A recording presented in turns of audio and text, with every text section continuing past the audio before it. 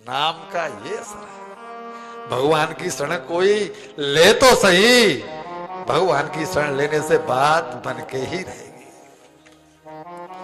इन्होंने 36,000 साल तक शासन किया द्रौपदी जी ने, और शासन करने के बाद में ये चले गए स्वर्गाश्रम। जब आप स्वर्गाश्रम कथा में गए थे, तो अगर आप राम झूला से थोड़ा आगे की तरफ चले हों, उस समय कथा दोनों टाइम की थी, लिहाजा हम आपके साथ में कहीं जा नहीं पाए थे। अगर राम झूला से आगे चले हों जो लोग लक्ष्मण झूला की तरफ, तो वहां से कुटिया नंबर 2 पड़ता है, जो प्रसंग हमने सुनाया था हंसानंद सरस्वती जी का। उनके पास में जो गंगा जी हैं बिल्कुल समतल होके बहती हैं, बिल्कुल भी कोलाहल नहीं, बिल्कुल आवाज नहीं और तरंगे भी नहीं, क्योंकि इन्होंने तपस्या वहीं पर की थी। लक्ष्मण जी ने तपस्या की है लक्ष्मण झूला पर। यहां पर एक भूत पड़ी थी, उसे कहते हैं कि वो उसी समय की है। ध्रुव जी ने जहां पर तपस्या की थी, तो जब ध्रुव जी तपस्या कर रहे थे 36,000 का शासन भोग करके साल का, तब वहां पर ये जाने लगे। तो गंगा जी ने पूछा, भगत जी कहां जा रहे हैं?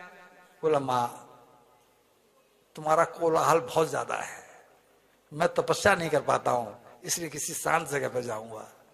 गंगा मैया ने कहा कि आप जाओ मत, आप जैसा भक्त किनारे मेरे बैठा है, ये धन्यता मेरी है। गंगा जी को वरदान क्या मिला है कि तुम्हारे पानी में अगर एक भी भक्त भगवान का सच्चा स्नान कर लेगा, तो जो पापी अपना मैल छोड़ छोड़ के गए हैं, वो सब मैल तुम्हारे साथ हो जाएंगे। ये भगवान पूछा था इन्होंने कि भगवान आपने मुझे पवित्र पावनी बनाया, लोग मुझ में आगे पाप धोएंगे, तो मेरा क्या होगा? मैं तो मैली हो जाऊंगी। एक भी संत अगर आ गया और स्नान तुम्हारे इसमें कर लिया, तो सारे पाप तुम्हारे सब धुल जाएंगे। तो बोला, आप चले गए छोड़ करके मेरा किनारा, तो फिर स्नान कौन करेगा?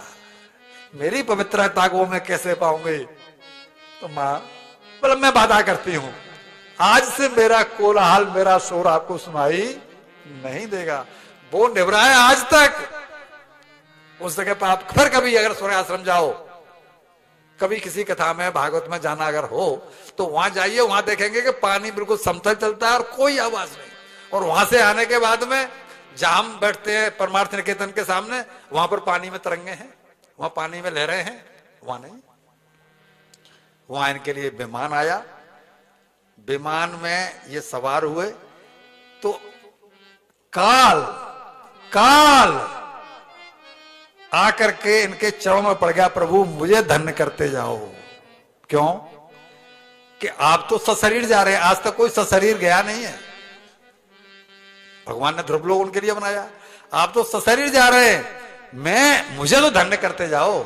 सब लोग मेरे सामने झुक करके जाते रहे अब तक, आप पहले भक्त हैं जो मुझे तिरस्कार करते जा रहे हैं। तो अब मैं घोड़ा बन जाता हूं, आप मेरी पीठ पे पैर रखो और फिर विमान पर चढ़ो।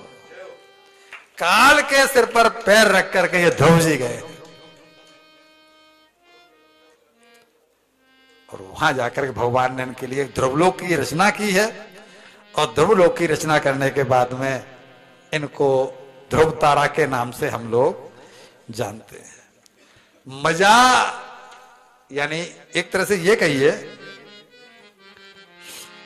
कि सजा को हम लोगों ने मजा मान लिया है, जबकि मजा वाकई में सजा है, वो सजा मजा नहीं है। आगे जाकर